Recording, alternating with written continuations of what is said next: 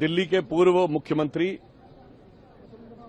जो सियासत में अपनी नाकाम हसरतों का जनाजा लिए हुए चंद मुट्ठी भर लोगों के साथ अपनी चिर परिचित शैली में वही नाटकीयता और उसी प्रकार की उच्छृंखलता दिखाते हुए अनर्गल आधारहीन आरोप लगाते हुए दिखाई पड़े हैं। जो अपने को दावा करते हैं कि वो बहुत पढ़े लिखे नेता हैं और वो आईआईटी ग्रेजुएट हैं, वो किसी भी गंभीर विषय के ऊपर बगैर किसी आधार के बोलने के माहिर हैं।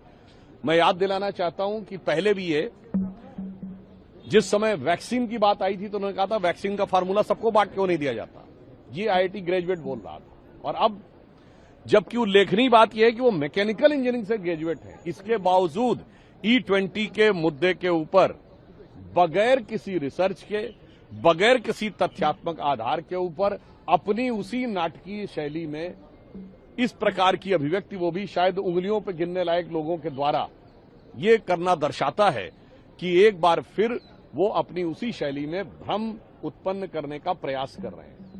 हाँ, उनसे तो मैं ये अपेक्षा करता था कि अगर वो मैकेनिकल इंजीनियर हैं तो ये बताते हैं कि जब इंजन चलता है तो 4 स्टेजेस होती हैं, suction, compression, power and exhaust. उस पर क्या प्रभाव पड़ता है चारों में बताते।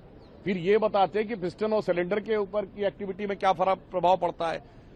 इसके बावजूद ना कोई रिसर्च, ना कोई आधार, ना किसी कंपनी का कोई डाटा, और उसके बाद आकर फिर इसी प्रकार का विवाद खड़ा करना। मुझे लगता है केजरीवाल जी को अब इस प्रकार की नीतियों से और इस प्रकार की हरकतों से बाज आना चाहिए, क्योंकि उनकी ये हरकत, उनकी ये फितरत और ये शरारत जनता इससे पूरी तरह वाकिफ हो चुकी है। सर, एक सवाल एक यही है, अमेरिका के दबाव में किया जा रहा है। सब किसान हैं, वो प्रोटेस्ट कर रहे हैं, वो कह रहे हैं कि केजरीवाल जी तो हमारा नुकसान करवा रहे हैं। वहां पर प्रेस कॉन्फ्रेंस भी हुई है सर, किसान कह रहे हैं कि हमारे क्रॉप से तो एथेनॉल बनता है। पूरी दुनिया के अनेक देशों में इसका प्रयोग किया जा रहा है और अभी तक की 15 चल भी रहा था। और वो कैसी विचित्र बात करते हैं, लागू हुए अभी 4 महीने नहीं हुए और कह रहे हैं 4 साल से गाड़ी खराब है।